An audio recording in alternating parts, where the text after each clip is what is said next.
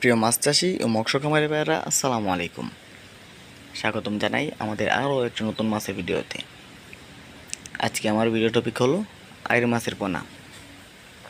এক সময় আমাদের নদী নালা খাল বিলে প্রচুর পরিমাণে আইড় মাছ পাওয়া যেত, কিন্তু পানি দূষণের কারণে এবং প্রাকৃতিক দুর্যোগের কারণে সেগুলো এখন আর পাওয়া যায় না। তাই বাংলাদেশের অনেক মাছ চাষি ভাইয়েরা কৃত্রিমভাবে আইড় মাছ চাষ করতেছেন।